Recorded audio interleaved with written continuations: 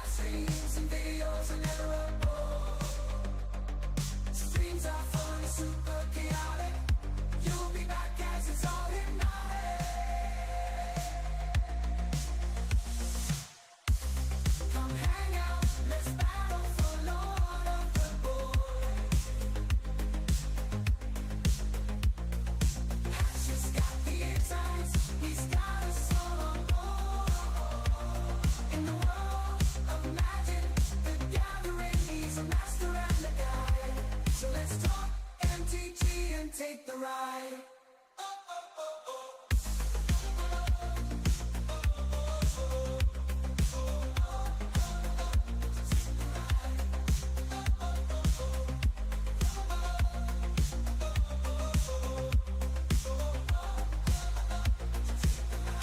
For more fun, you better subscribe. You never want to miss the vibe.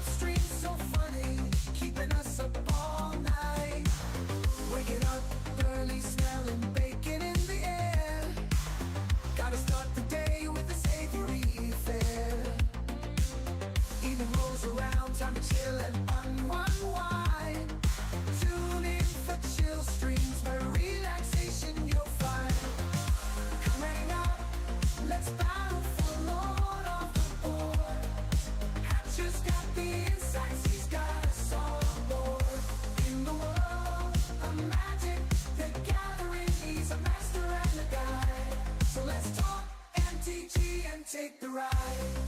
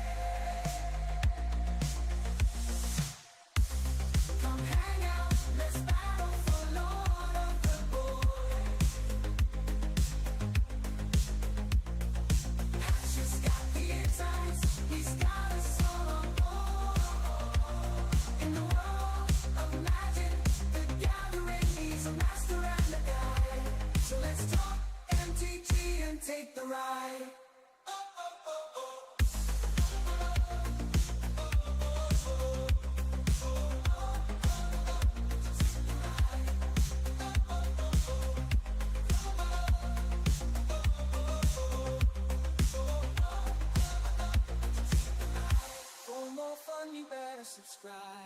You never want to miss the vibe. Always doing it sunny side up. It's the hen. Fuck. What up, my friends? How you doing? It is the first day of March, and we are here to march forwards into complaining and griping and talking about the current state of Magic the Gathering and how I hate what is going on with this game. So, first things first, as usual, we're going to share the live stream link in the Discord so that everybody knows it's going down, and then we will do our hellos, and we shall have our catharsis of rage and complaining. All right.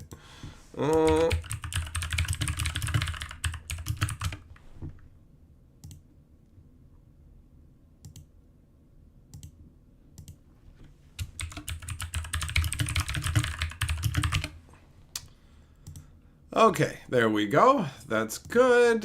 And switch this up. That is also good. That means it's time for some hellos. What up, Jess, Sheba, Everyday, Kenzuki, Eng, Farky, Baba, Bob, Millmaster, Fisher, Drumsticks. Oh, Lord of the Board from yesterday. What's up, bro? Ness, Joe, Eepy, Shelton, Yamagoro, Superbacker, Casey, Cosmic, Legendary. Who else is in here? Jugla, Madatis, Pierce, Spurl, Kevin, Sum, 10-4, Marina Potts, Zircon, Monk, and John. I think that I got everybody. Hello to you guys. Hello to anybody that I missed. And hello to anybody who's watching this after the stream has taken place and is checking it out while it's no longer live. All right. There we go. What up, Error? What up, Anthony? Okay, so looking over the Spider-Man stuff today, the welcome decks really were the big awakening moment where it very strongly signals that Wizards of the Coast is just going to lean even harder into this universe beyond stuff. And it feels decidedly not like Magic the Gathering. They're making essentially just shallow garbage as their actual Magic the Gathering sets. So the only place they're putting any effort at all into now, it feels like, are the new sets that are Universe Beyond, right? And even when we're getting something that's supposed to be like a continuation of a story, for example, the Tarkir stuff that's going on. This is supposed to be the big culmination of the Dragonstorm arc. All the different sets that had the references to dragons, and now they're just like, okay, the world birthed 5 new dragons, and admittedly, it's better than the the lore for Aetherdrift, Markov Manor, Thunder Junction, Duskmourn, but those are all abysmal. It's like saying, well, this glass of piss water is only 25% piss when this one was 85%, you know? Like, the standards have been dropped so low. Tarkir, at least, I mean, we haven't seen the whole thing, so who knows what else they're going to throw in. They probably have some universe beyond tie-ins that they want to go with, right? But ultimately, Tarkir is going to be our last taste of anything that is close to traditional Magic, right? And then the rest is all just Universe Beyond Insanity and Edge of Eternities, where they're like, what if we made an outer space set? What? Yeah, there's like a solar system space kind of thing out near the edge of the Blind Eternities. What? Yeah, and there's like all kinds of planets and stuff and spaceships and dudes with lasers. What are you talking about? But they're appealing to morons who are just like, it's a multiverse. It could have anything in it. Like anything at all, man. That's how it works. That's how it works. That isn't how it works, fool. Like, that's not how it works. The multiverse for Magic the Gathering, for most of the game's history, was just straight up regular magical worlds, right? Like there's idiots who will try and be like, Mirrodin wasn't like a regular magical world. Sure it was. Sure it was. It absolutely was. It wasn't just some random, here's a bunch of guys driving modern cars that we say are powered by magic. Until recently, Magic the Gathering always did its own spin on something. We're going to take this concept. We're going to do an homage to it, right? We're going to do, what's a good example? What was that card?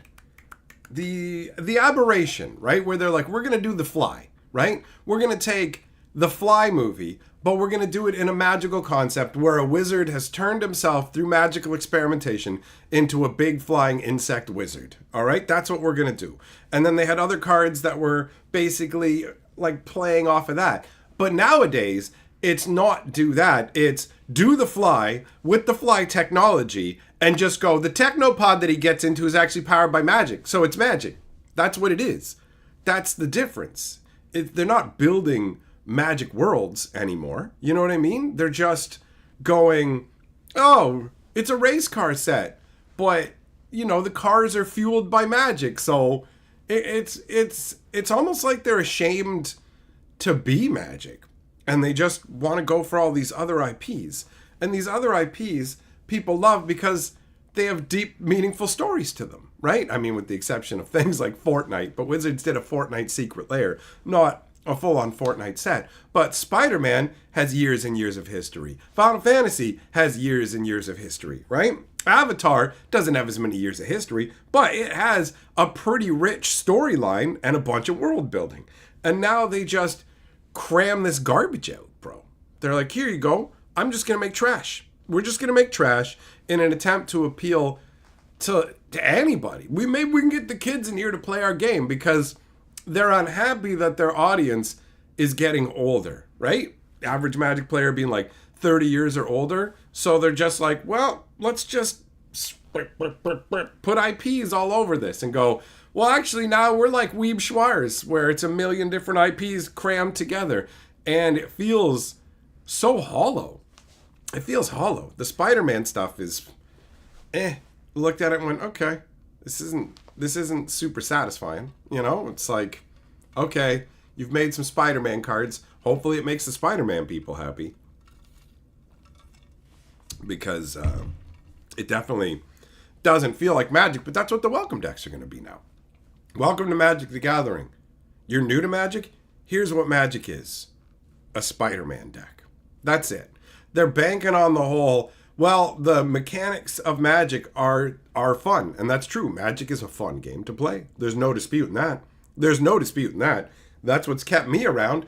I really enjoy Magic. But more and more, they're just slapping these skins on it where it just feels absolutely bizarre. And how is this going to lead to the long-term health of the game? You know what I mean? You know what I mean? It's the complete erosion of Magic's identity. They're just like, okay, Magic the Gathering is this. Oh, and we love it because when it comes to these sets, we don't have to worry about mechanics actually going across the different sets and across the set and different cards and actually tying together and making sense. We can just design individual cards in a void. So we can be lazy and all they go is, does the fan of the IP recognize the moment we're trying to capture?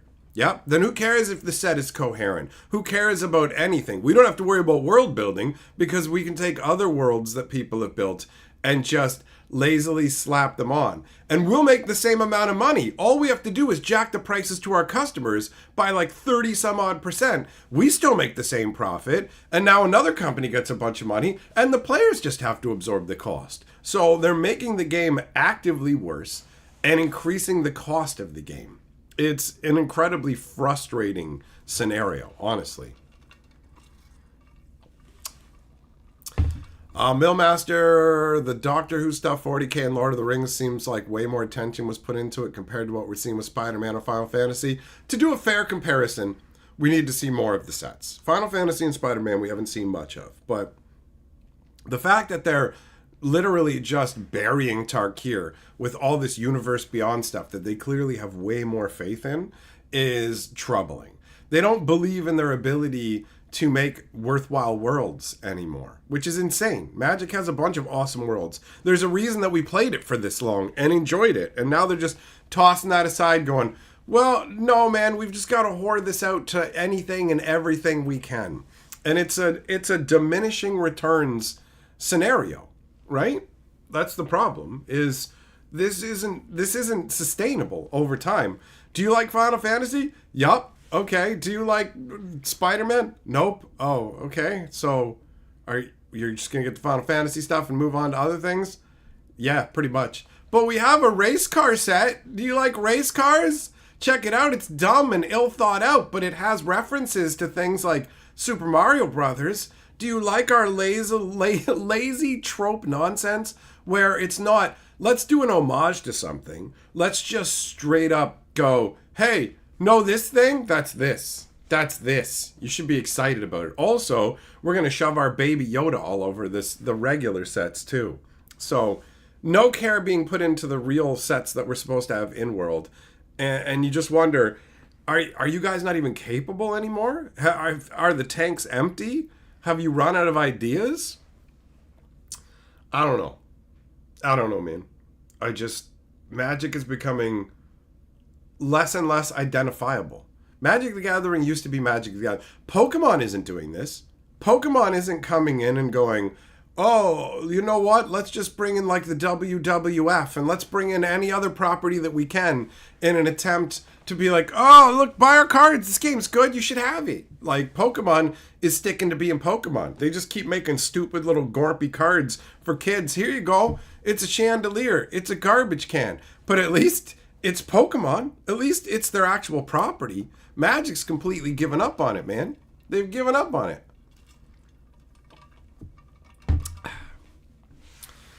So we're just running from set to set every 5 weeks, it feels like, and there's constantly new product being announced, and they can't even keep up with what they're doing. They're constantly making mistakes. Nothing's balanced anymore. Standard is gonna be a nightmare. They're gonna be, it's just gonna be a nightmare. With more and more crap shoved into it, where to move the needle for Commander players, we gotta make powerful, crazy stuff. We gotta keep making it amped up. They completely warped the game around Commander and destroyed Standard. And now they're like, everything's going into Standard. We're fixing Standard. It's Final Fantasy. It's The Last Airbender, Final Fantasy, Spider-Man will all be Standard legal at the same time, along with whatever new Universe Beyond stuff they like. By the end of next year, we're gonna have 6 or 7 different properties in Standard, at least bare minimum, that aren't like Magic the Gathering in-world stuff. And the in-world stuff they're making is complete flops because it's like a 70-year-old guy trying to pretend he's 20 years old. And he's just glued a bunch of clumps of grass to his head and he spray painted them black. And he's like, I'm lit like you kids. No cap. You know, I'm risen. Bet. And you're just like, oh, okay. All right then. That's what this is. It's getting absolutely wild. Millmaster's membership message says, remember when Magic Design was strong enough to make 3 interlocking sets that played for 9 months and could support block format Pro Tour play? Yes, I do recall that. Fisher's membership message says, Pepperidge Farm remembers. Indeed. Shelton Super Chat says, it's sad to see what this game has become in recent years, but hopefully things will get better in the future. I am holding out hope. Like, I'm like that guy in Quest for Fire. You got the fire on the stick. I just got to keep the little fire alive. Please. But it keeps getting closer and closer to just getting dunked in the water. You know what I mean? It's just like, I hope that Magic the Gathering is going to correct their course and start giving us proper fantasy worlds. Like, Tarkir is at least something. Tarkir is an Aether Drift. Aether Drift is the purest garbage, right? Where the thing is, they want to do these cheap versions of Universe Beyond. That's what stuff like Aether Drift is. What if we did like a Universe Beyond, but it was our own property and we referenced all these things? And you just look at it and go, the execution is so sloppy. It's empty. There's nothing resonant. There's nothing to sink your fucking teeth into and appreciate about it. It's literally just, this is the race car set, so everybody's racing now. Okay. Yeah, this is a big thing now. This Grand Prix that only started 2 years ago is a big deal, and it's being used by Avishkar to try and make itself into one of the multiversal powers, so they have a lot of influence in the multiverse. Oh, and will this ever come up again and have any impact on anything? No! But you gotta understand, it's huge and super important. But it will literally never impact anything, ever. Yeah, but like, it's massive, massive important, bro. Like, you got the cowboy set. Woo, yeehaw, everybody's wearing cowboy outfits for no reason. There is no reason for it. Now, mouth-breathing Magoos will go, yeah, there's a reason. It's the cowboy set. No, Billy. There needs to be a reason that this is happening. Not the reason from the company going, we want to make a cowboy set. There needs to be a reason in world, you see, because that's how it's worked up until now. The way things happened for a reason. There was an underlying reason, not the company wanted to make a cowboy set, so everybody wears cowboy hats and dusters and shoots thunder blasters. Yeah, but why? 'Cause it's cowboys set. That's it. That's as shallow as it is. They didn't even make a Planeswalker's guide for Thunder Junction, right? They're just like, it's a cowboy set, stupid. Love it. Get it. It's real good. It's real good. It's annoying.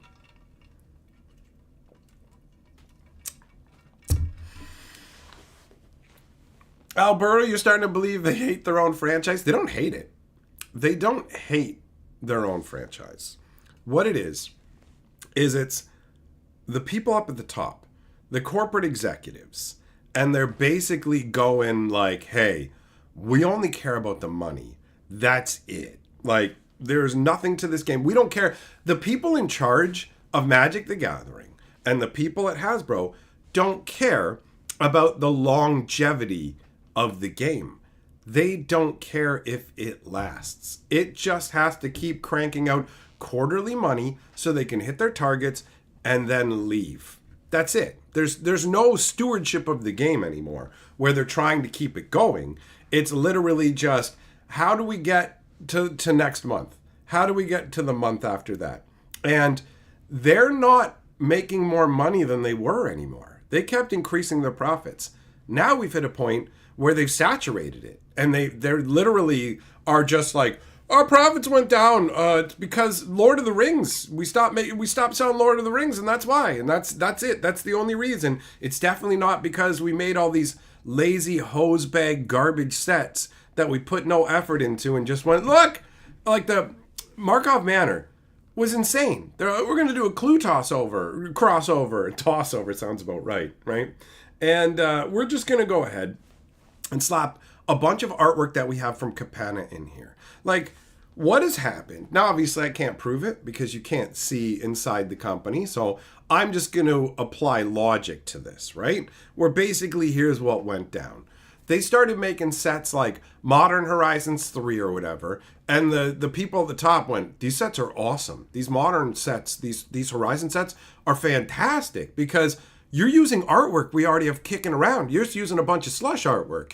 And we don't have to make new cards for this. This is fantastic. So those slush art savings, we got to do more of that. You have to cram way more slush art into your sets. And that's what you got to figure out. So they went and looked and they're like, man, we have a lot of artwork from when we screwed up and removed all the police from Capenna because people on Twitter were upset about the police. So we took all the police out, and now we have all these 1920s policemen. Let's just shove them into Ravnica, because Capenna's got modern buildings, Ravnica's got modern buildings. They just cross over perfectly. There'll be no dissonance whatsoever.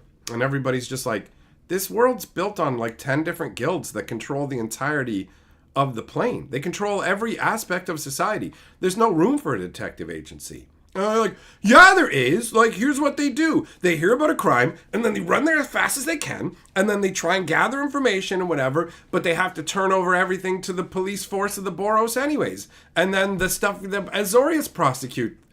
But yeah, that makes perfect sense. No, it doesn't. And it's very jarring to have a bunch of people in 1920s clothing here in Ravnica. It doesn't fit. Sure it does. Look, we painted a bowler hat on a vampire. We put a fedora on a steam elemental flying above Ravnica. If that doesn't tie it all together, we don't know what would. You used to do genuine world building.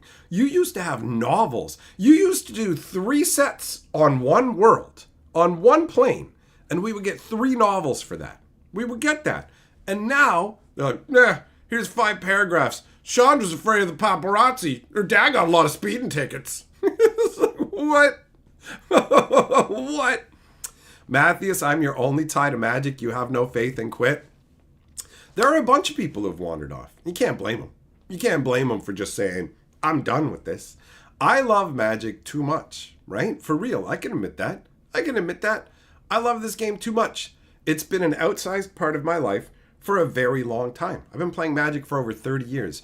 Made a lot of friends, have all these deep connections because of this game, and it means a lot to me. So watching it just fall apart like this is challenging to deal with. There have been times where it's actually been like super depressing to me, and I've had a hard time keeping my emotions at the level they should be, because at the end of the day, this is just a game, right? Acting like I'm losing a family member or something is an emotional overreaction that's happening internally. So that's the kind of thing that I've had to learn to temper overall, right?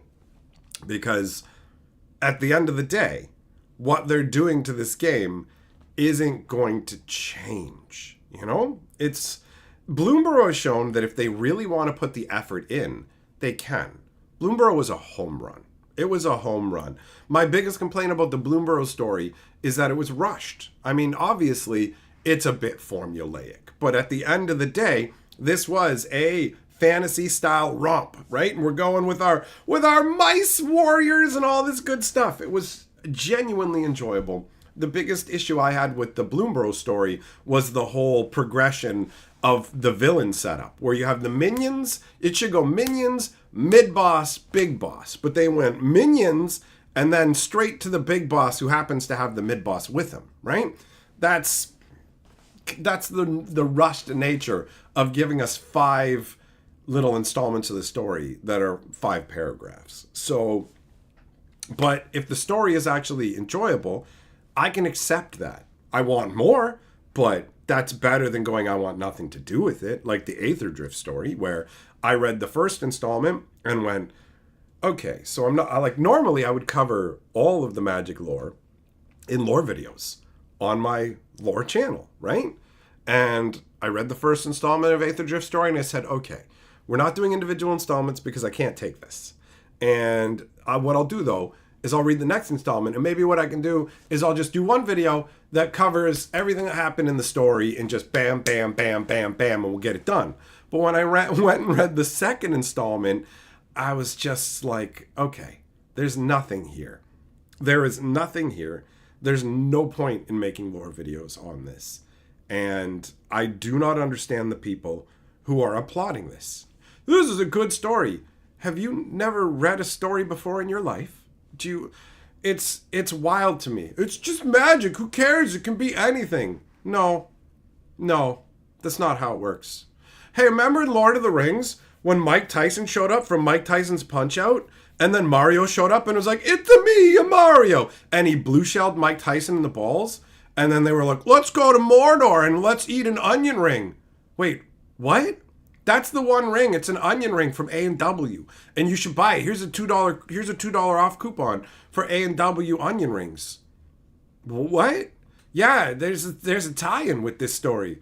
And you just be like, man, Lord of the Rings has gone downhill. And then some mouth breathers come up to you and go, it's Lord of the Rings. It's fantasy and magic. It could be anything, bro. It could be anything. It could be anything. So, oh, okay. Sure. All right, you know what? None of this matters. None of the story matters or whatever else. Just the gameplay does. To you. To you. That's the thing. It's pretty funny to be like, I don't care about the lore, so nobody does. Well, I can just say, I care about the lore, so everybody does, right? It's that simple. No, but you don't understand. My opinion equals everybody, and you don't have the right to be upset about this. Oh, I absolutely do. I absolutely do. And I feel fucking sad for you. I feel sad for you. If you're just like, I don't care anything about the flavor or anything else about the game. Well, enjoy your shallow experience, buddy. I have an actual imagination. So have fun with just the numbers of it, because Magic's fun to play. But ultimately, you're losing out, man. You're losing out. I can just eat a stale chunk of bread. Okay, cool. I want something with some flavor. No, doesn't matter. Yeah, actually it does. Yeah, no. I don't want to eat this restaurant because they're just serving stale bread. I just care about the calorie numbers, so I'll eat out of a trash can and it makes no difference to me. Go ahead, live that raccoon life. Eat garbage, bro. Eat garbage. But I'll be over here going, remember when they used to serve us lasagna? And it's like, listen, man, this diarrhea-soaked bread is great. I don't know what you're talking about. Okay, eat shit, bro. You know what I mean? What are you even supposed to do with that? It's just like, okay, whatever. Whatever. Nobody cares about the lore. Really? Nobody cares about it. Huh. Interesting that I guess I'm the only person on Earth. Who are these other people who are agreeing with me? They must be AI bots. They must be AI bots because none of it matters. It blows my mind that people come up to me and are just like, you don't care about this. It doesn't matter. Stop talking about this. You can go anywhere else, moron. Literally. I didn't make you come to this video. You clicked on it. It's like those people. I do not understand them. They click on a video and they'll come in. Is all you do be negative? Nope. There are positive videos and positive aspects of videos that look negative from the outside, but it doesn't matter. You've made up your mind. You've decided all I do is negative. So why are you here? I don't like lasagna. I'll keep going to the lasagna shack.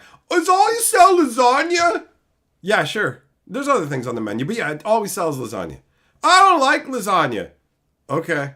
I'll be back tomorrow to tell you I don't like lasagna. It's your time, bro. Spend it how you want. I'm just gonna go, all right then. No, but listen, I don't like lasagna, so close down your restaurant. No. Like, it's so goofy. It's so goofy.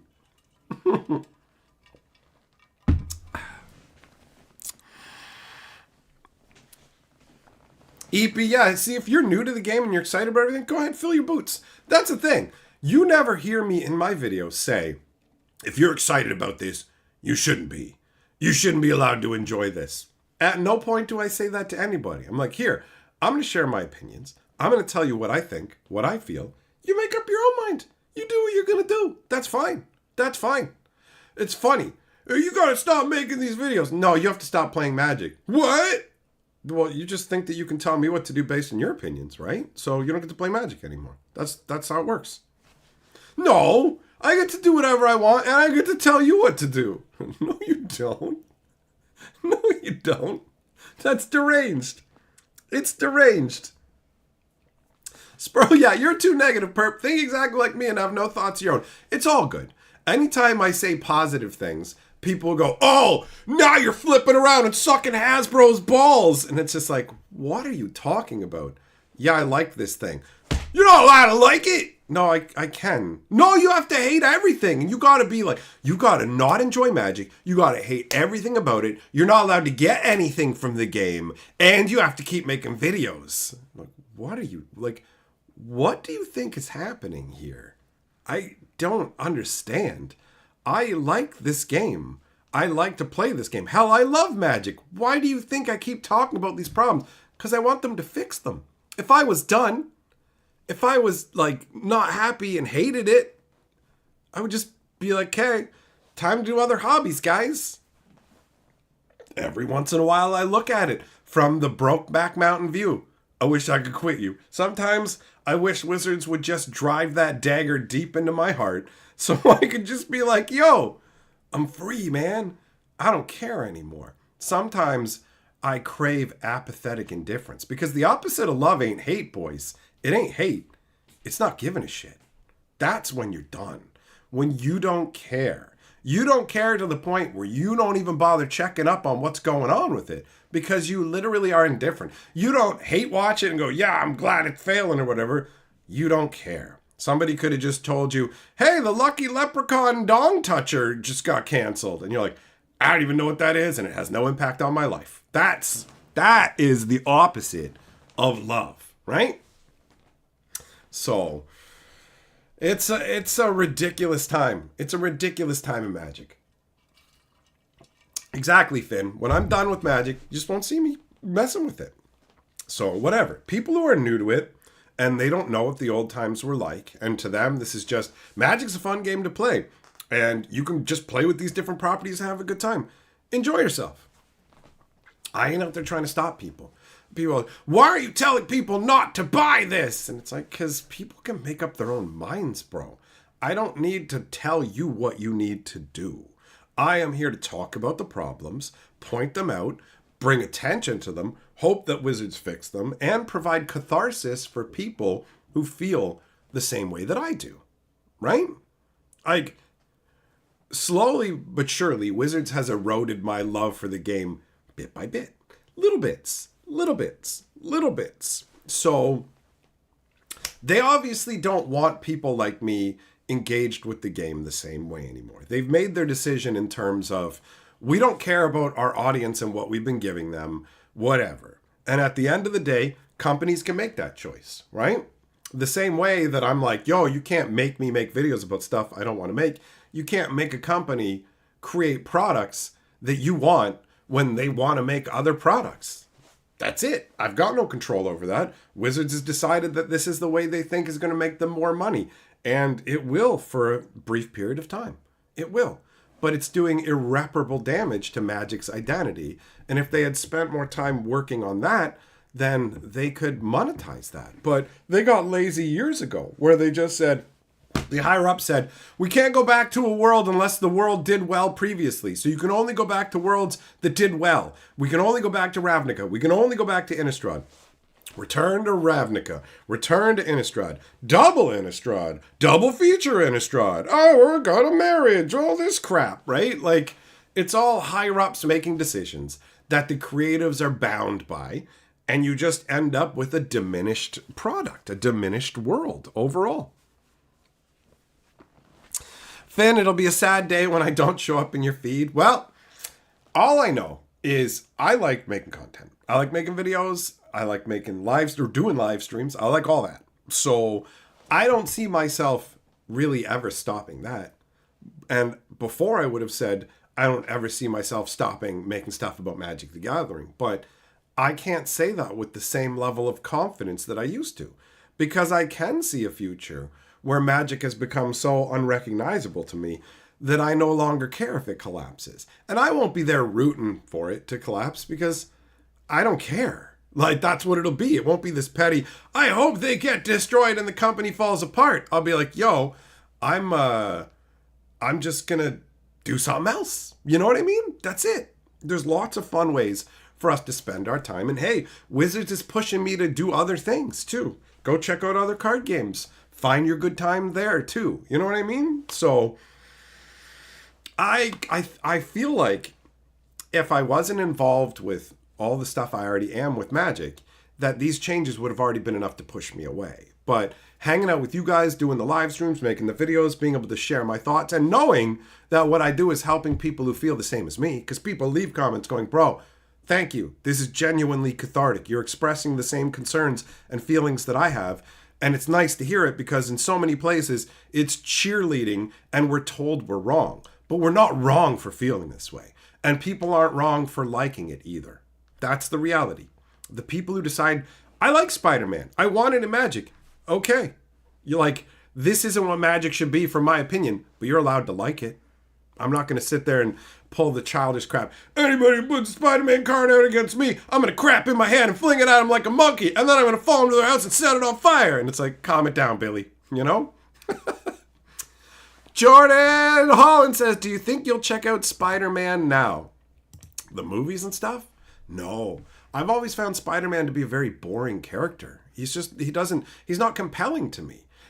He's a good guy who does what's good. Okay. All right. Yeah. Spider-Man's never been an exciting superhero to me. So the fact that they're putting him on Magic cards, I will do probably no more than give a cursory glance to try and understand some of the background of some of the legendaries a little bit. But that's about it. You know what I mean? So I don't see that really causing me to look more into Spider-Man. I'm not going to look into everything that like Magic did a Fortnite thing and I wasn't like I should check out Fortnite. I was like no thanks. Millmaster's super chat says, I mean, say what you want about the tenets of National Socialism, dude. At least it's an ethos. Donnie, you're like a child who's wandered into the middle of the conversation. Shut the fuck up, Donnie. I am the walrus. I am the walrus. Coming in with a random Big Lebowski quote. I love it. You want a toe, dude? I can get you a toe. With nail polish.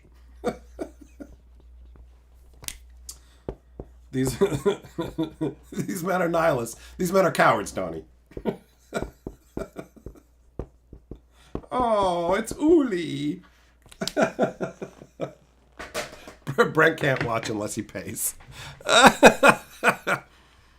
Spurl Super Chat says, your authenticity and genuineness is the thing I appreciate most about you. Keep doing what you're doing. Thanks, buddy. I appreciate the kind words. I very much feel lucky to get to do what I do and hang out with you guys. And at the end of the day, I'm still having fun playing Magic. That's my biggest indicator of where I'm at with Magic. Am I still having fun, right? Adatis, yep, I can make content about other games, other IPs, I literally have 5 channels. I have 5 YouTube channels, right? So I've got this live stream channel, the Magic Historian, Fantasy Geographic, which is a lore channel, my Hatcher channel, which is a catch-all channel, which has a bunch of Magic stuff, but stuff about Lorcana and other games. And I've got a movie review channel as well, which is my most recent channel. And me and Carly have been watching a slew of Predator and Aliens movies that I'm sure will end up turning into videos for that channel, right? So, what up, Al? How's it going, buddy? Bo Falcon, Peacemaker. Yeah, Peacemaker was enjoyable. Aside from the romantic relationship, do you remember at the end of Peacemaker when they have we're kissing and hugging and there's the camera spinning around and it's like, does the show think that these are the main characters or that we care about this relationship or any of this matters? Because it doesn't. It doesn't. Finn, Lorcana has shown us the death of a game where you stop hearing about it. Now just don't have it. Lorcana, there's a Lorcana events every Saturday at the game store that I go to. There's like 4 different Lorcana sets on the shelves. Lorcana's not dead. Lorcana is not dead.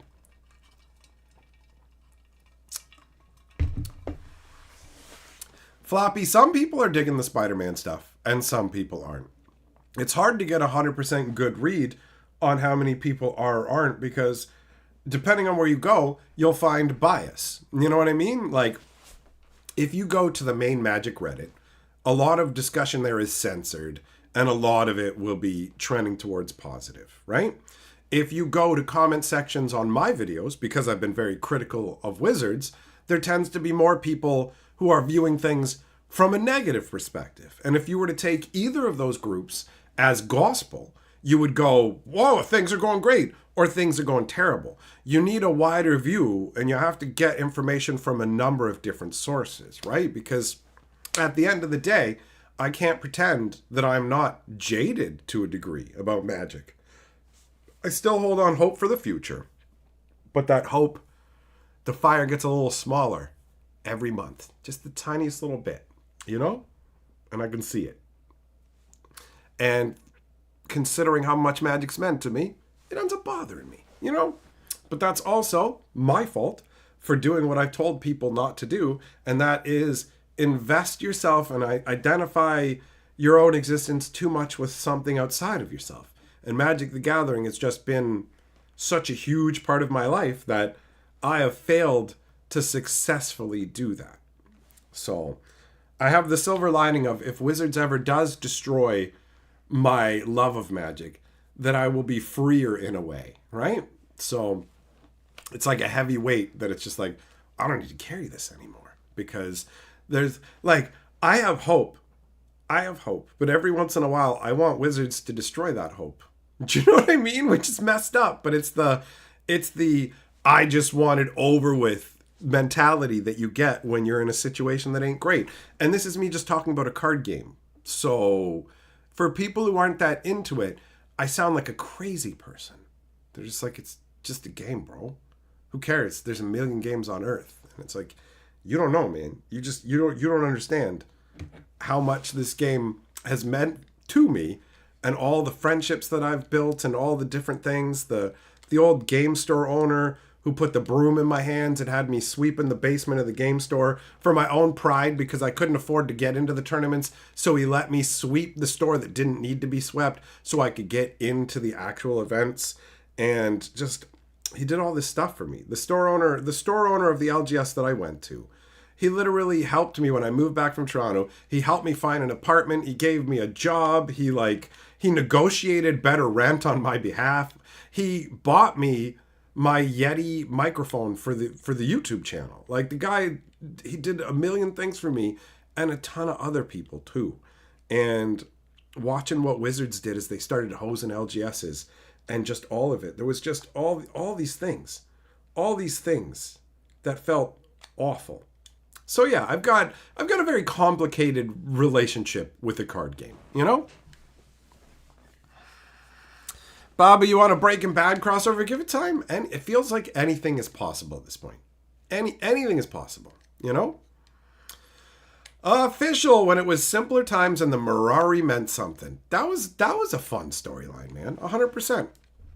Finn, yeah, card games are regional, bro. You will find different stores with different communities playing different games. 100%.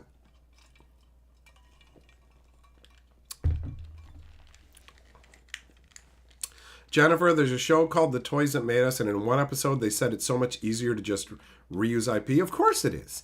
Instead of trying to create a meaningful world and write a story and build all this up, you can just go, it's Spider-Man, it's Ghostbusters. Somebody else did all of the work. They did all the work. They did the world building. They connected with you. They put in the effort. And now you just get to piggyback on that and go, me too, I'm the thing.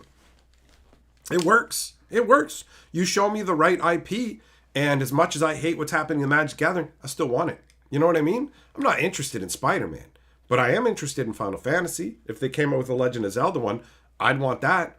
And people would get all pissy about that and be like, oh, you don't like what's going on with Magic. Correct. But you like this IP. Yes. And you want these cards. Yes. They're making them anyways. So yes, I do want the cards. And I do want to enjoy myself playing Magic. No, you have to boycott everything for years. No, I don't. If I'm not playing Magic and I'm not getting the new stuff and enjoying myself with it, what's the fucking point? You got to send a message to Hasbro. I got news for you. My videos are me sending a fucking message to Hasbro, okay? All right? And it's like, you're supporting Hasbro. No, I'm supporting myself having a good time. I'm supporting my enjoyment of life, right? Magic the Gathering is supposed to be an escapist fucking hobby where it's like, hey, here's one of the things that you do to take your mind off the fact that one day you're going to die and everybody you fucking love is going to be gone and all of this stuff, all the heavy, crazy shit. Oh, you can't afford your bills. Oh, you can't go to the dentist. Well, hey, at least I can play my magical cards, whatever it is, whatever the problems are, you know? It's escapist hobby stuff. That's what it is. This is our pastime. This is supposed to be enjoyable. So anybody who's like, you have to boycott and do all this stuff. No, I don't. I'm doing this for me. I don't care if Hasbro benefits as a side effect. All right? That's it. People want to present it like, you're actively supporting Hasbro and love them. If that's what you want to believe, cool. Then you can rage against me too, bro. That's fine. That can be your hobby. Hey, Fisher Super Chat said, I met my best friend and roommate years ago because of Magic. If not for the game, I'd have really missed out. Tons of my friends have been made through Magic the Gathering. The first time I hung out with Carly, it was giving her Magic cards. You know, like for real. We talked about all that stuff. I've connected with tons of different people in tons of different places through this game. On top of the fact that I just love playing it even when I'm on my own, playing Chandelar when nobody's around, or when I'm messing around on Arena. I play Magic every day. I play Magic every day, right? So I'm not stopping to send a message that they won't even get. All right? That's it. Me stopping Magic, Wizards isn't going to notice, oh, Hatcher stopped Magic. It's time to change everything. And then if I've stopped, what am I going to come back? Like, you stick around for something you care about and you try and help it improve, right? If you're in a crappy relationship with somebody you want to be with, do you help them grow? Do you help them try and improve? Do you call it what's going wrong? Or do you, I'm leaving until you get better. And it's like, you're not going to get back together. That's it. You've left. It's over. You know what I mean? You know what I mean?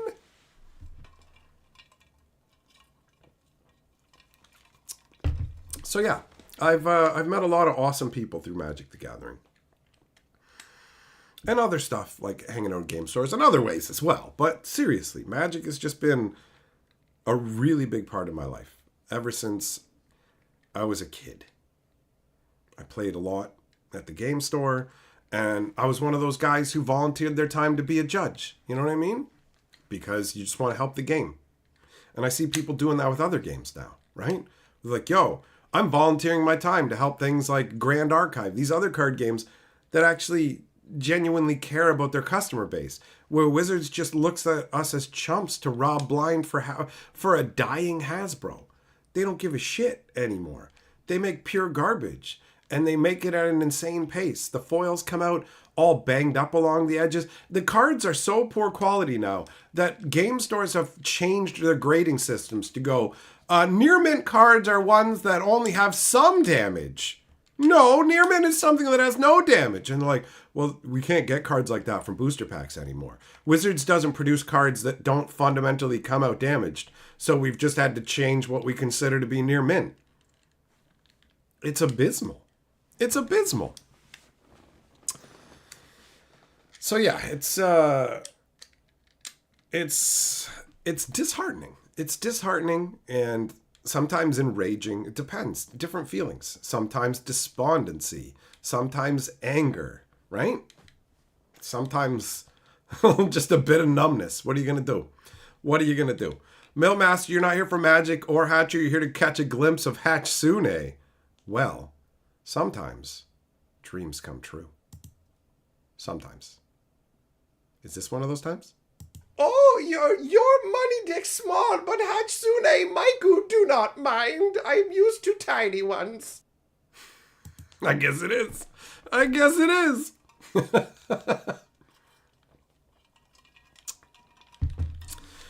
B, you quit buying Magic cards when 8th edition came out and never looked back. What are you even doing here then, bro? You know, like that's not meant to insult you. That's genuinely, what are you doing here? If you stopped getting Magic cards in 8th edition, like decades ago, why are you even engaging with Magic content? Really? Like, do you actively play? Like, do you still play all the time and just want to know what's going on? Or, because I don't go back and check on stuff I'm done with. I don't care. You know, I don't go and look up card games or whatever else that I stopped getting a billion years ago. It's like, cool. I mean, if people are still playing it somewhere, good for them. But to me, it just feels like a waste of time. Blue Cats, who is that? That's Hatsune Miku. All right? Hatsune Miku. You know, there's Hatsune Miku. And that birthed Hatsune Miku. There's like, what, a dozen different Hatsune clips. There's a dozen different ones. Here's one of the most ridiculous ones. Oh, you catch Hatsune taking a shower, dirty business boy. You stop it now. I made those to play for super chats after they announced the first Hatsune Miku. So, you know, if they're gonna go ridiculous, I'm pretty ridiculous. So I got no problems with that. EP, correct. Hatsune Miku is beautiful.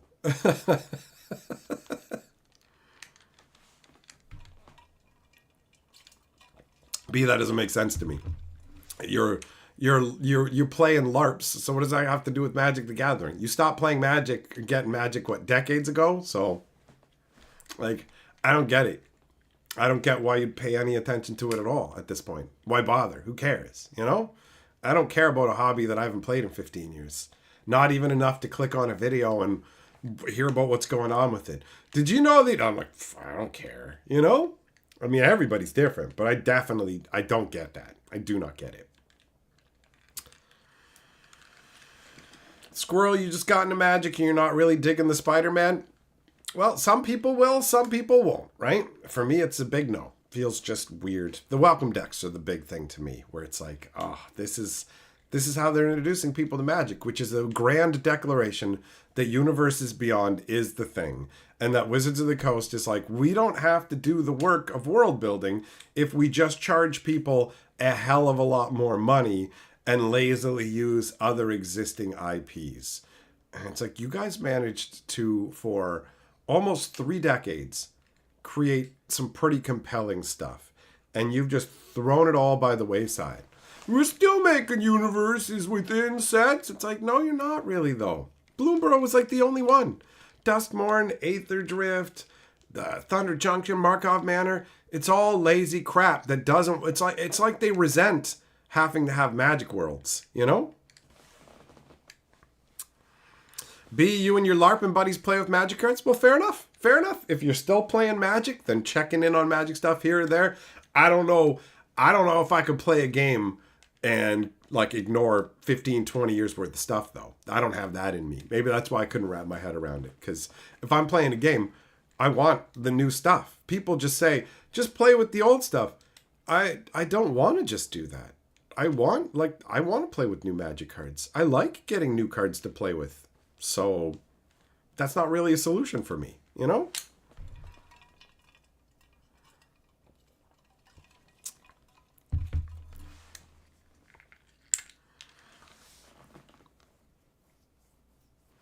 Adatis, yep. Hasbro did not originally own Wizards of the Coast, right? That was, they acquired them, and for the longest time left them to their own devices. But then Hasbro's toy businesses started to fail, and they needed to start, like, squeezing Magic for money. So then they brought in Chris Corkbag, and, and he basically just started to crank prices, cut quality, and he succeeded in cranking up the money that Wizards was making. And he did a good enough job that they put him in charge of Hasbro when the guy who was in charge of Hasbro was gone. So like, all right, you're the new dude. And so he never cared about Magic. He squeezed it a whole bunch to begin with to get where he is. And now it's like, squeeze it more for as much money as we can. Who cares what it does to the game? You know? Who cares? Who cares?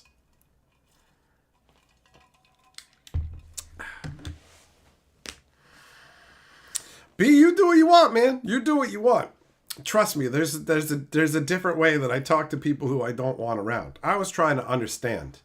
Because some people, now you're not coming in with this perspective, but some people are like, I quit Magic and I don't give Hasbro any of my money and I haven't for the last 5 years and I love watching them burn. And it's just like, it's got the same energy of, I don't love her. I don't love her anymore. We're not together. I don't love her. And to prove that, I hang out in the bushes like every night around her house. And I can see sometimes, yeah, she's got a smile on her face, but it's a fake smile. She's not happy without me. It's all falling apart. My plan has worked. Anyways, I'll be here tugging it in the bushes to her again. Oh, Sarah, I totally don't miss you. You know, like, there are people who have that vibe. I'm like, why are you doing this to yourself, man? Why are you doing this to yourself? You never hear me saying that. You never hear me go, don't buy any Magic. We're going to take it down. We're burning it down. And I'm like, that's adorable. It's adorable that you think you have that level of influence and you can make an impact. All you can do is make an impact on your own individual level. That's it. And just go, yeah, I'm just going to go and do other things. You'll never get the satisfying moment of watching Hasbro burn to the ground and crash. You'll never get to see that. Most people won't see the death of Magic because the death of Magic isn't a bunch of people roaring their discontent and going, fuck you, Hasbro, we keep our money. It's a slow trickle of people going and going and going and going until there's only a few of us left at the funeral crying over the corpse going, damn, man, I'm sad it's gone. That's it. That's it. There is no thunderous rebuttal of destruction. It doesn't happen that way.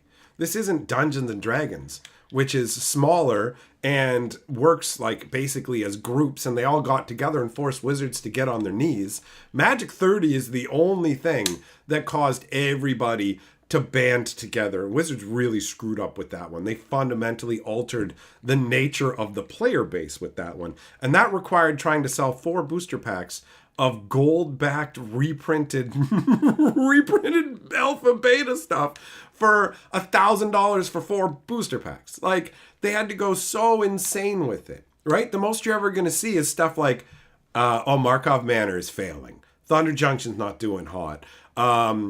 Aether Drift is failing. It's a slow bleed out, and you're not going to see watch the Titan fall. It's not going to happen.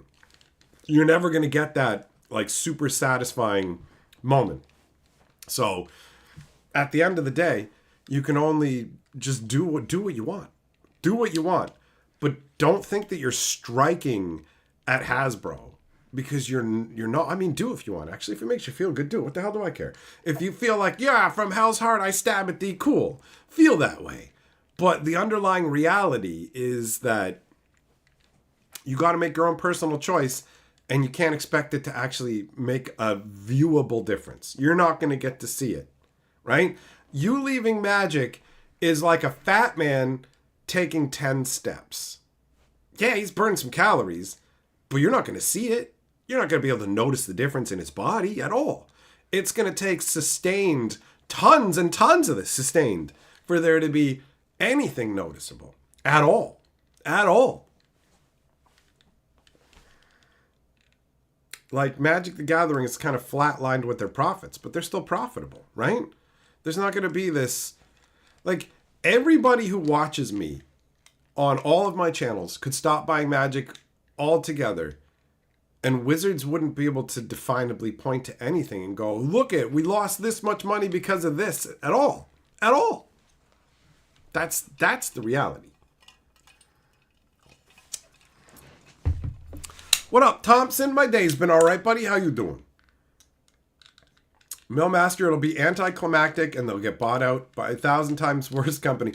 That is a very high likelihood. Magic the Gathering will no longer be profitable enough, and Hasbro will just be bleeding out, and they'll just be sold for parts. And Magic the Gathering will get sold to another company that won't be like, we're going to treat this sweet baby. Oh, you know, we bought this beat up old horse that they used to whip and drag a cart. Well, you know what we're going to do? We're going to massage it, and we're going to like buy it a nice coat and feed it awesome apples and stuff. They're going to whip it twice as hard, bro. I've got the delusion that things can get better, and that's what keeps me holding on. But I mean, whatever. I'm curious to see where this journey goes. Does the IP train keep rolling for a number of years? Do they when do they try and backpedal and go back to what they were doing? Because nobody will pay the prices, and they've milked all the IPs, and they're like, we're going back to Magic Classic, and then some people are like, woo, this is what I've been waiting for. And then a bunch of people are like, I've moved on to other stuff, bro. It was cool when I played Magic, but I don't care. Like, a lot of people are just going to treat it like a board game they used to play. Toss it up on the shelf. They're done. They're done. So, Magic the Gathering it's the personal decision of, am I buying more? Am I sticking around with this? Am I done? You know? There's never going to be this universal group movement that some people really want to see. And I feel bad for them, because I get it. You want to see that you're making an impact. You want to feel like it's making a difference. That's an understandable, logical thing to want to feel. But they're like the people sometimes leave comments, everybody in here just needs to stop buying Magic for 2 years. That's not going to happen, bro. That's not going to happen. Everybody's not just going to be like, yeah, I'm not buying Magic for 2 years and I'll be back. The people who are quitting are just like, I'm out, I'm done. And the people who are sticking around are, you know, either having a good time or having an all right time, hoping for better, or some people are just having a great time and don't care. There's a bunch of people who have come to Magic recently who don't give a shit. They don't give a shit. So I know with this kind of stuff, some people want you to bang the drums and go, we're going to war, we're going to take them down. But that's not what's going to happen. I'm not interested in trying to trick you guys. You know, oh, guys, yeah, if we just do, like, I hate what's happening to Magic. I hate it. I hate it. And there's no way to stop it. There's no way to stop it. Whatever money you think you're putting into the game, I stopped buying some stuff. Okay, there's other people coming in and buying it. There's other people who have walked in and started purchasing it. Right? Like, they're making money. They're making the money, and that's all they care about. That's all they care about. There's no integrity. There's no, we're trying to deliver a particular product in a particular way like they used to have, where they had a whole bunch of rules, where they didn't even want to mix D&D and Magic the Gathering because they wanted to keep their identities separate, you know? And now Magic's just hoard out to any IP that they think will make them some money, and that's how it's going.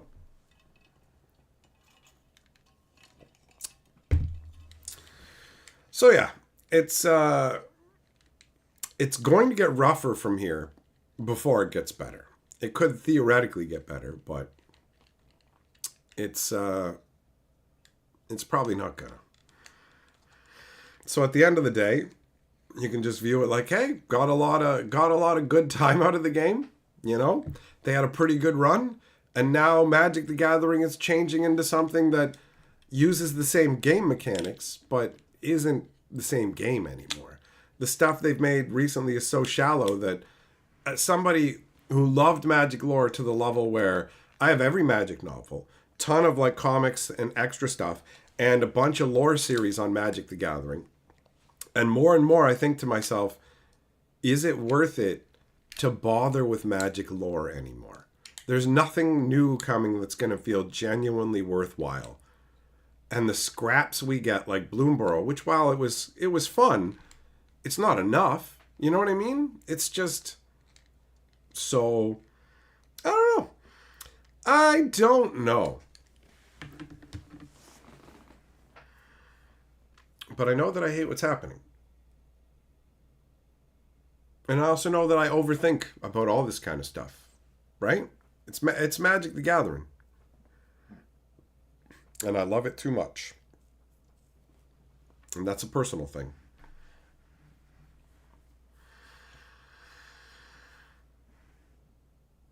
So yeah, there's no part of me that wants Magic to go away. I don't feel punitive, like, I want them to suffer. I will laugh at the mistakes they make, and I will fucking call them out for their bullshit. But ultimately, I want Magic to flourish.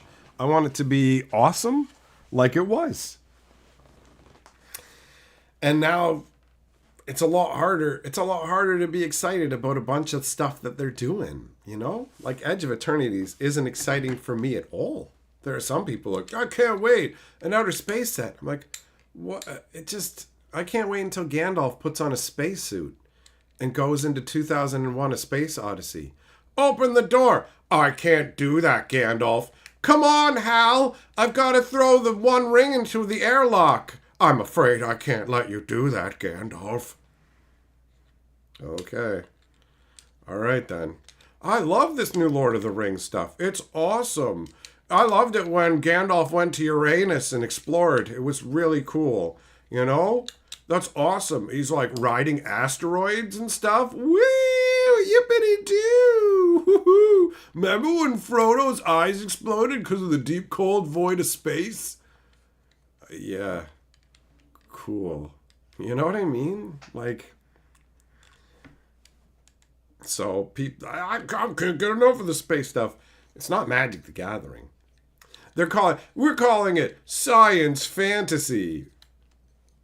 Why don't you just call it what it is? It's fucking science fiction. Nuh-uh, because all the technology is magic powered, but it looks exactly like all the stuff you see in space movies. Oh, that's cool. But listen, man, there was a set that had rocket launcher in it. What's your point? Well, magic diverged in tiny ways in the past. So remember they did the mech suits or Urza? Yeah, I hated that. That was so stupid. Well, no, but listen, they did it a bit. So everything, it makes sense, all of this, and it fits now. No, it doesn't. No, it doesn't. It's stupid. It's dumb. Magic doing an outer space set? Oh, there's no outer space. Don't worry, we just made up that there's outer space over here now.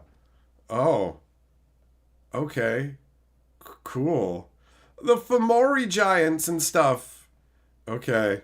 They're new. Oh, good. I'm sure they'll be really exciting because they're made by you guys now when you don't have the ability to write anything interesting or clever at all. At all. No, but like we don't need to write anything clever because dum-dums will be like, like space, this good. And they're right. They're right. It's disheartening. It's disheartening to see people just like, yeah, this is awesome. This is dog shit. But enjoy yourself. They're making it, so you may as well. You may as well.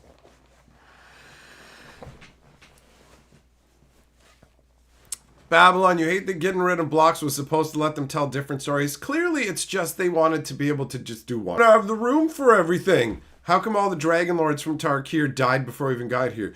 There was no room to tell that story. There's only so much space in a set, guys. And listen, we got other crossovers like How to Train Your Dragon and stuff that we got to fit in. So, you know, the actual story and things making sense takes a back seat to whatever we're trying to whore out right now.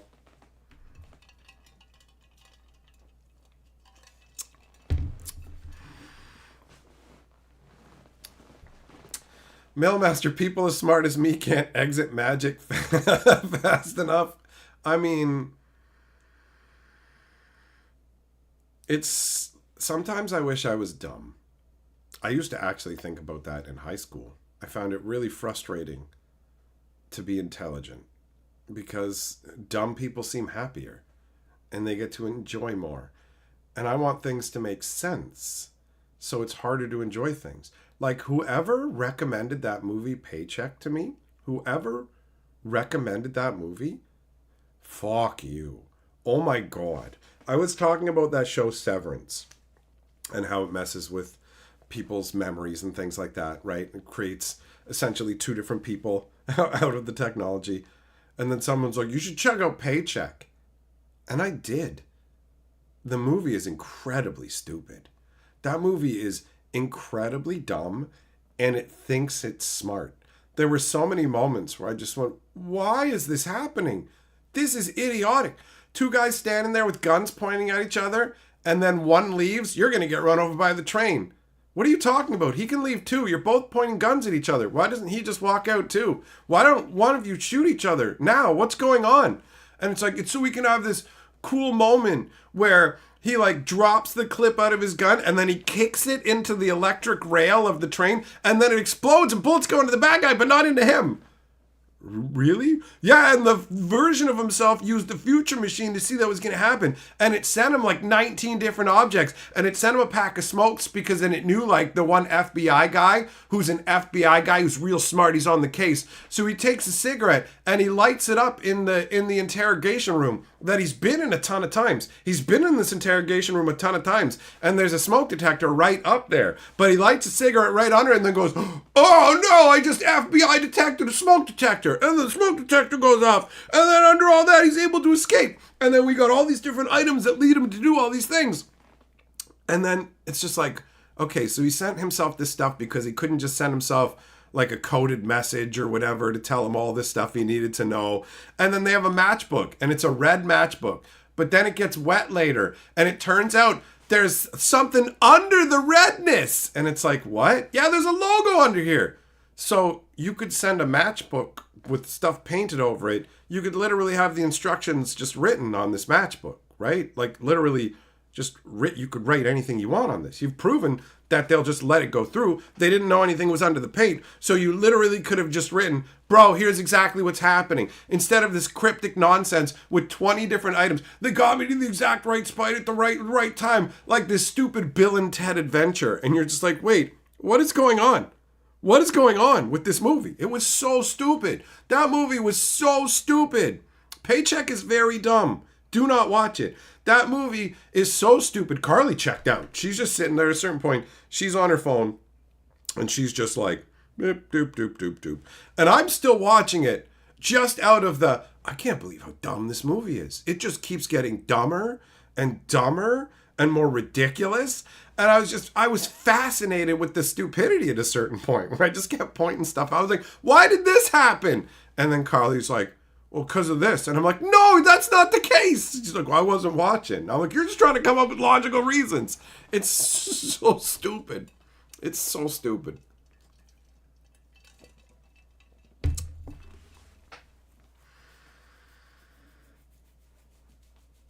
Kansaki, yeah, sure, go watch Paycheck if you want, man. Go watch it if you want. It's stupid. It's very stupid. It's a movie that thinks it's smart and is in no way smart. It's very dumb. It's very dumb. Like, he leaves a message for Uma Thurman written on the mirror. So she turns on the hot water and can see the message in the mirror. And then they send a bunch of goons to toss the place. And it's like, why are you having them search everywhere? You know exactly where she was looking. And it's very obvious from the shower heat that she's looking at a mirror. But he like has one of his minions. Go stand right here. Now turn. Now you're in the exact position that she was in. What are you looking at? Oh my God. And then it's like, she's going to actually go meet him at this cafe at 1 o'clock. Well, we better make sure somebody does. So they change this chick up to look like her somewhat because he doesn't have memories. So she goes to meet him. And then the real Uma Thurman shows up there. And it's like, you guys didn't do anything to stop Uma Thurman from showing up. You know she's going to go there. So she just shows up. She just shows up. And the one chick is there. They send her there.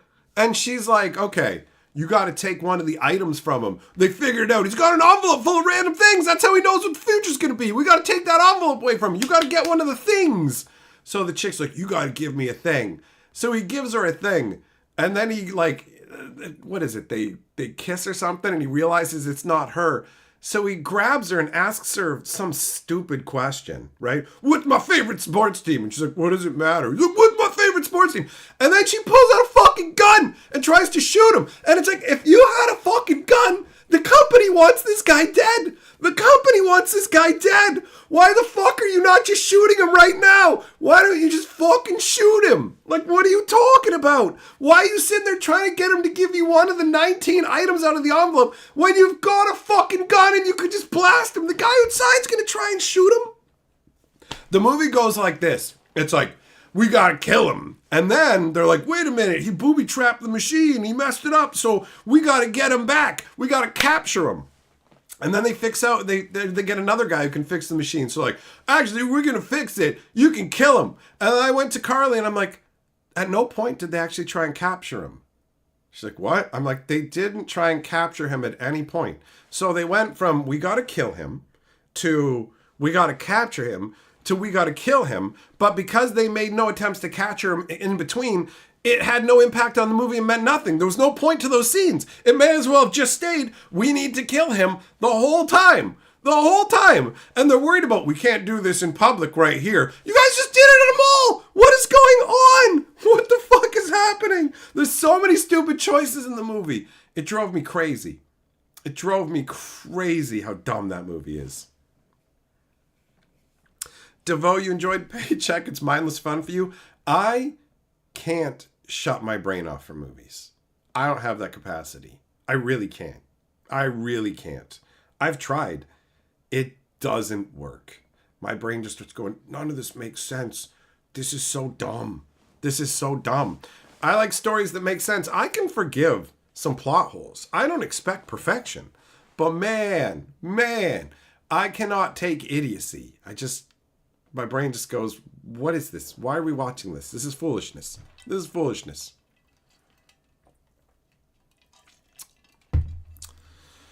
Millmaster, shut up. Shut up. I watched Alien 3, buddy. I watched the first hour and a half of it before I said, I'm done. And we just jumped ahead, man. Who cares? Who cares? They literally even have a concept where Ripley has like a queen alien inside her, and it doesn't mean anything. That movie is so boring. It's so boring. Hey, look at all these monks that are like, we're all criminal monks in a penal colony, and like, okay. And we're going to show all kinds of crap with these guys. And look, these guys are down in the sewers and they use candles to light their way. They put the candles like a foot apart. Why do you have 1,000,000 candles? How do you guys not even run out of candles when you're using them like this? Also, it looks really lit up down here, the way it's lit. You don't even need the candles. Like all of it. You just go, what is this horse shit? It's all boring. Everybody sucks. You don't care about any character. Even Ripley, it's like, who cares? Who cares what happens to you? When she threw herself into the lava incinerator thing, I was like, thank God. I'm glad she's dead. Who gives a shit about this stupid, worthless movie? I'm not the Bishop Robot. I'm the real Bishop. Give me your body. I'm gonna take the alien baby. It's worth a lot and it's awesome. No, I'm gonna jump in the furnace. Oh, good job, Ripley. I liked you in the first 2 movies, but you suck a bag in this movie. And the alien CGI was dog shit. The alien looked so fucking bad. Alien 3 was just dumb. Just dumb.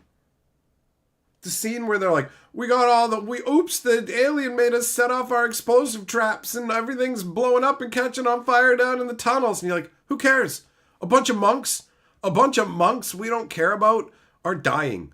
Who gives a shit? Like, you barely see the alien for most of the movie, and right away you're like, what, she got some kind of stupid psychic connection with this or whatever? And then like the big reveal, she's got an alien queen in her. Who cares? By that time I didn't give a shit about the movie anymore.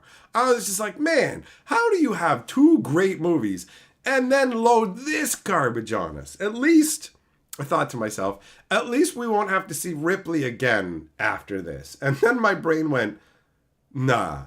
They've probably made a bunch of these movies, and they probably have some really dumb, contrived bullshit where even though she was like fucking incinerated, they bring her back. We used fucking technology to make her again somehow. Okay, what? We found like a hair or something. Oh yeah, okay. And then we rebuilt her entirely from that. Really? From like a hair? Yup. Okay, and what? And also, did you make the alien again? Oops, the alien's in her too. Oops. How'd you do that? It's in her hair or something, bro. Okay, then. Okay.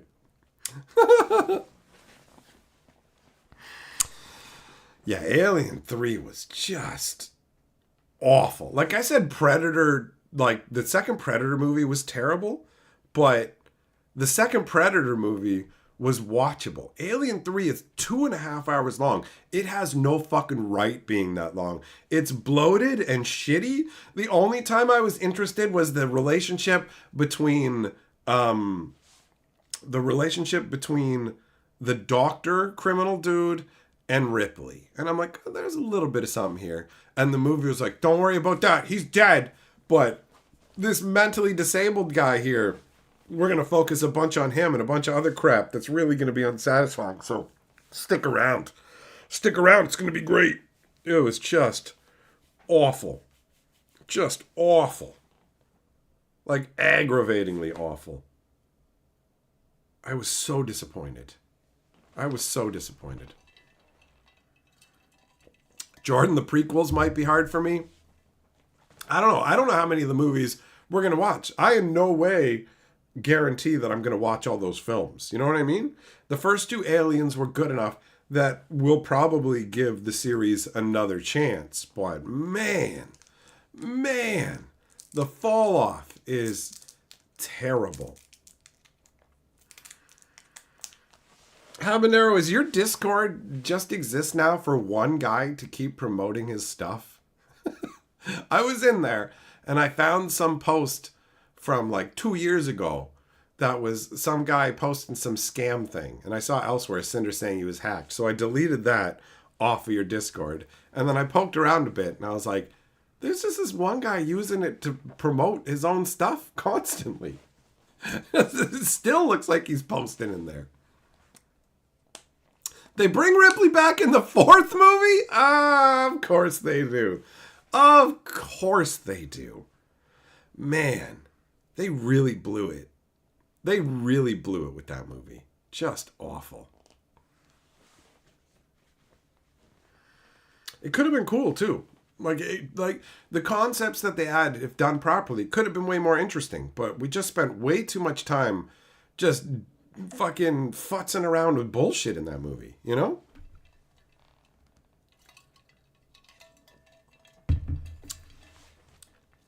So I don't know if they course correct in the next one. With Predators, the first Predator movie was fun. The second one was awful.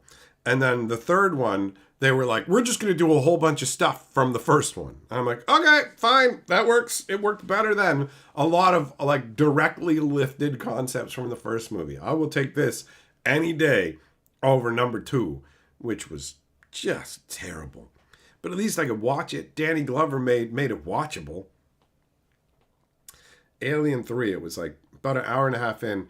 It's like, okay, let's jump ahead like half an hour. Let's go. Who cares? What's even going on with that movie? That's what it felt like. Just, okay, whatever.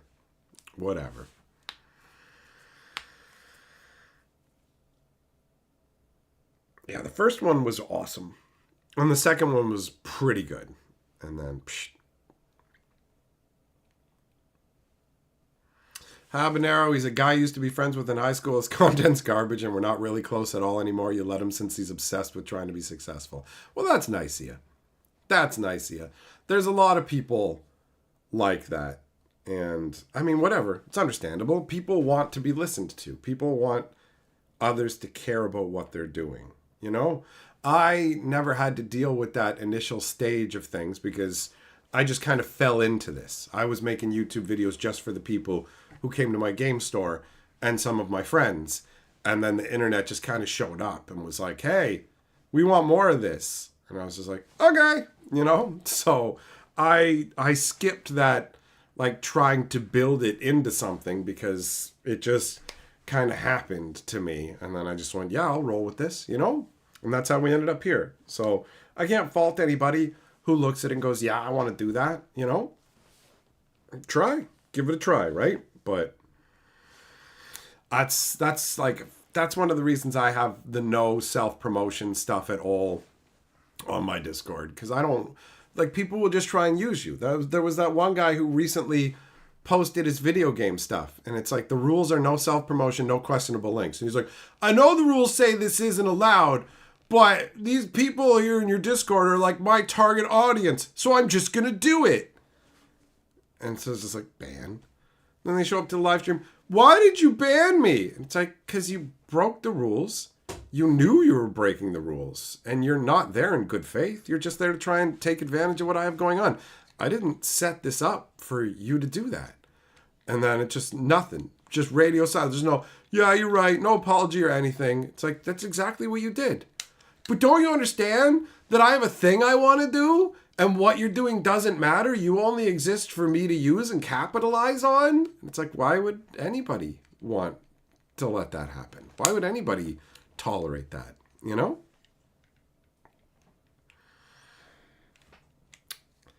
But it happens.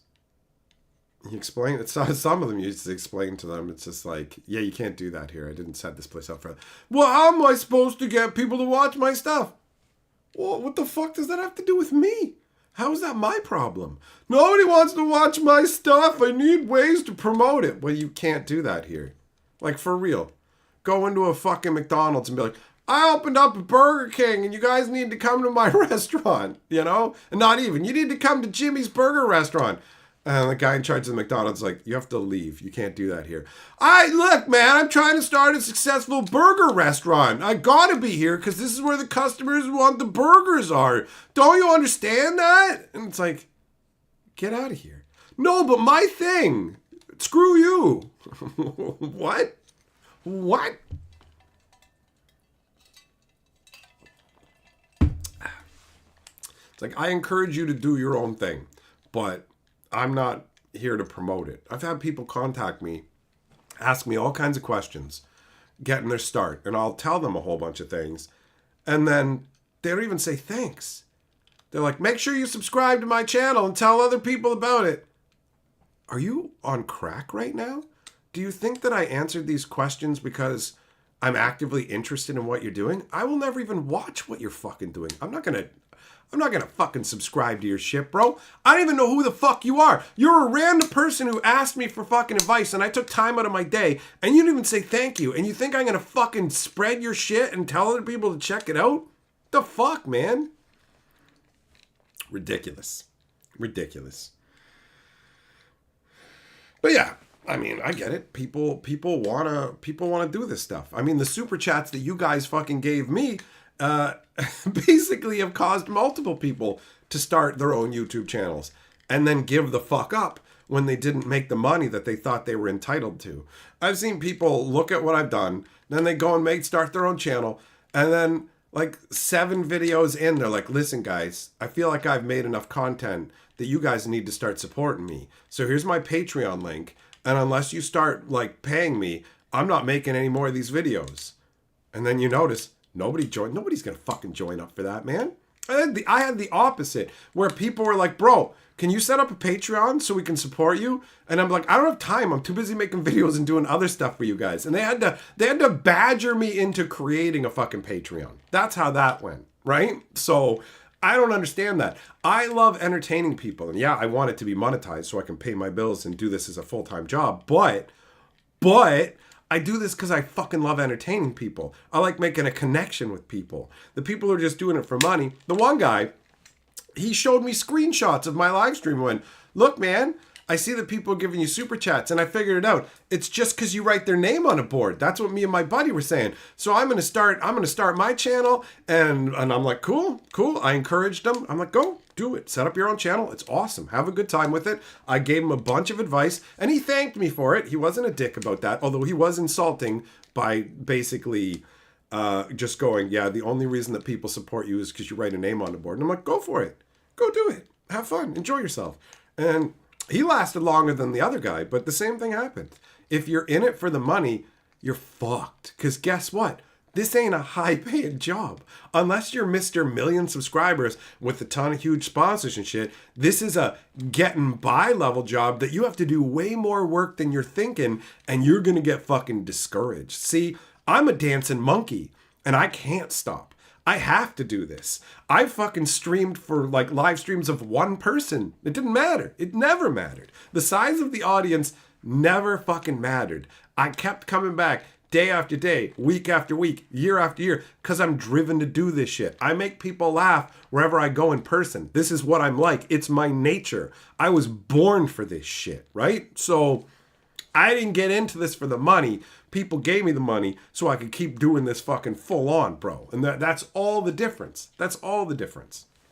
If it turns out that this doesn't make as much money and it's not getting me by anymore, I don't go, I'm not doing this anymore. I go, what can I do to supplement this to keep this fucking going? Because this is the best, right?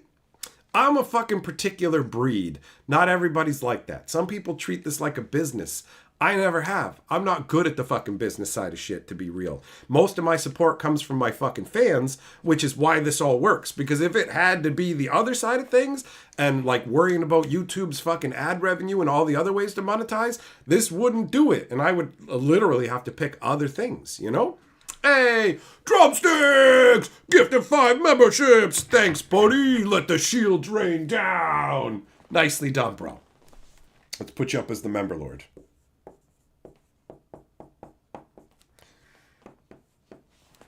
You made it into the box of glory yesterday, bro. Fisher says, perp equals serotonin. Donations accepted. Hell yeah, yo. Hell yeah, yo. Thanks, man. Appreciate it. You can gift yourself a gifted membership. Yeah, it does. Drumsticks. That's the first time I've seen that. Millmaster, good catch. Good catch.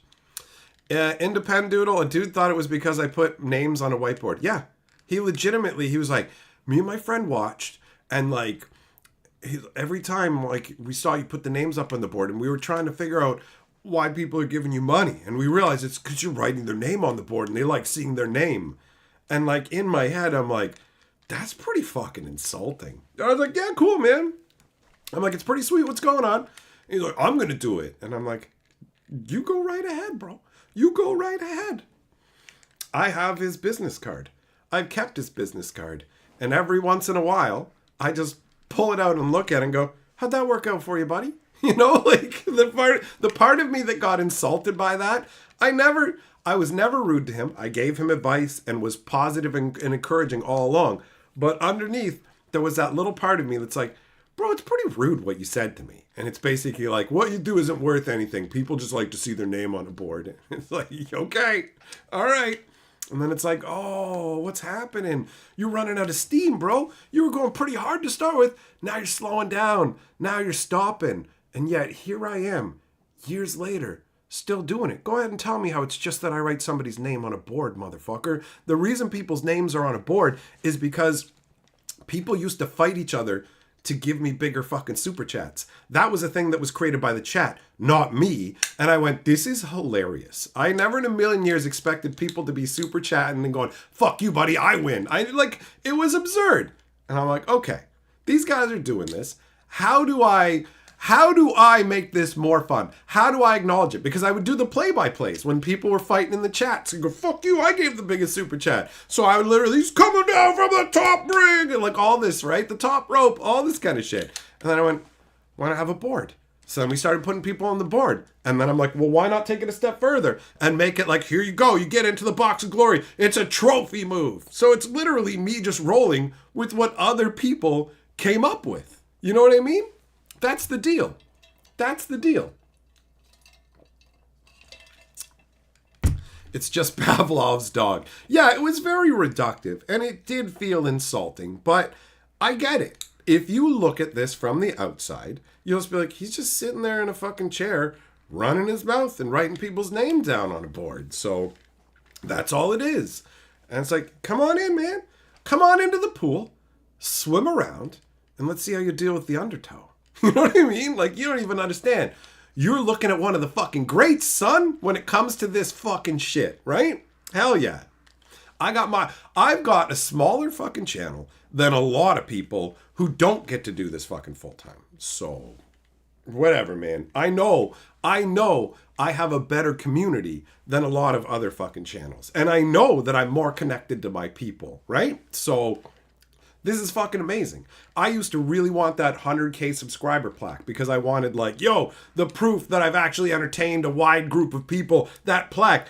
If I never get a plaque now, who gives a shit? I have so many things, so many awesome things that people have hooked me up with and awesome memories that are way more valuable to me than a plaque from YouTube. There are channels out there that have 100,000 subscribers or more that are getting barely any views on their videos. You go and read the comments and stuff and you're like, what even is this? Are these people don't give a shit about this channel or this place. I got something special here and it fucking rules. So I win. That's all I know. And that's all I need to know. Juggling, that's correct. Chat is amazing. There are a bunch of dope people who come here. And that's how it should be. That's how it should be. Chilling with the goodness. And just talking shit and enjoying ourselves. Casey, the hatchering is where it's at. Hell yeah. Kevin, did we hear about the Amazon link? Nope. Apparently I kept going without an intermission today. Happens sometimes. Fisher says, want this board, fight me for it. It's the thrill of the stream. Come for the insults, stay for the glory. You said it, Fisher. You said it. You said it.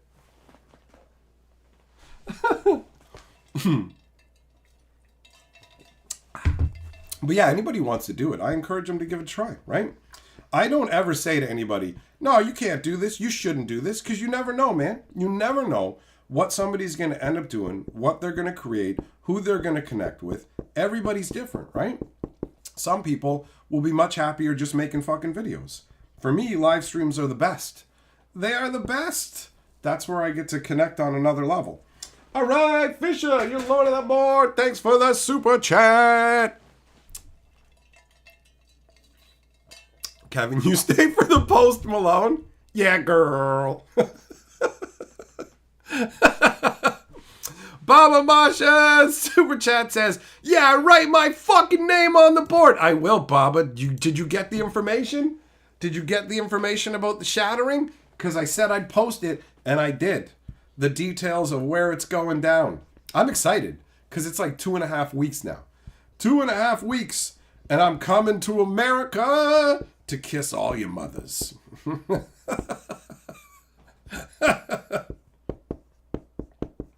So yeah, this has been a fucking dope ride, man. This has been a dope ride. And it's funny how many fucking people know me, right? There's a lot of people. There's tons of people who love me. And then there's a subsection of people who fucking hate me. And that shit is hilarious, bro. You find if you don't know what it's like to find a Discord thread on you. Wait, what the hell happened to the camera here? Who cares? I don't need to fix it when we're almost done. So it's a hilarious experience, at least for me. Some people get worked up about it. But I found threads about me where there's tons of people saying all kinds of shit. And I'm just laughing reading it. I'm like, all these motherfuckers know who I am. They're talking about me. Hate me all you want, little bitch. I don't give a fuck. It's not going to stop me. It doesn't fucking bother me. What do I care? At this point, I'm treated like a fucking product. That's how it works. Once you get to a certain level of visibility, people are going to be miserable bitches about it. And fucking let them. Let them. That's fine. Who cares? It's not fucking hurting anybody. Carly's like, what are you laughing about out there? I'm like, the shit these people are saying about me. It's hilarious. Some of it is just crazy made up bullshit too. It is great. I don't share them with anybody anymore though, because even when I got into Keyforge for a little bit, these threads started popping up. So I remember sharing one on Facebook so my friends could get a laugh out of it. I'm like, look at how upset these people are over nothing. It's so funny.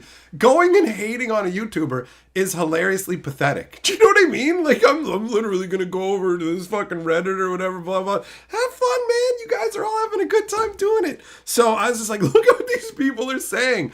And like my best friend got fucking pissed. I went over to his place and we're playing cards. And then I'm going to leave and I see this piece of paper on his desk and I see names on it. And I'm like, I feel like I recognize these names. And I was like, wait a minute. Are these names from the people of from that thread that I shared where they were hating on him? He's like, yeah, man, these people really piss me off. And he's like, wants to find them. And I'm like, bro, I shared that so you could have a laugh. Who gives a fuck? You can't talk about my boy that way. And it's like, it's all good. It's all good. Don't worry. Let them. It's fine.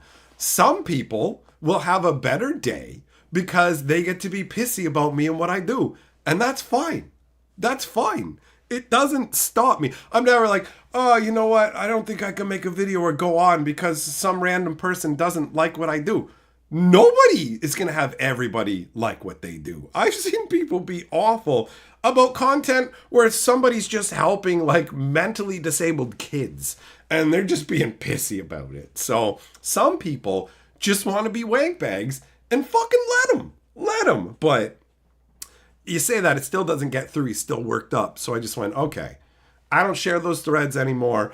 I don't talk about them really to anybody. I don't tell Carly about them. When I find that stuff, I just have a fucking chuckle and go, all right, have fun talking about me. You're just feeding my ego, baby. Yo, you know who I am and you hate me and I don't care. So if it helps your day feel better, some of these people as well have to be going through some hard stuff. You know what I mean?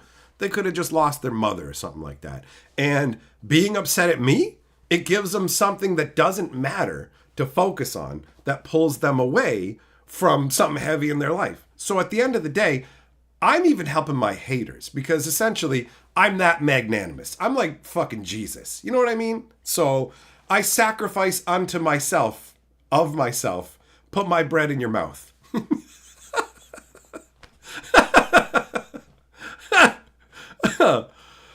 Oh man, Casey, living rent free in people's heads is great. It's pretty wild. It's pretty wild sometimes to just go like, dude, I'm just some random guy. I don't even know why you give a shit. But yeah, if it makes you happy, knock yourself out. I don't fucking care, man. I don't fucking care.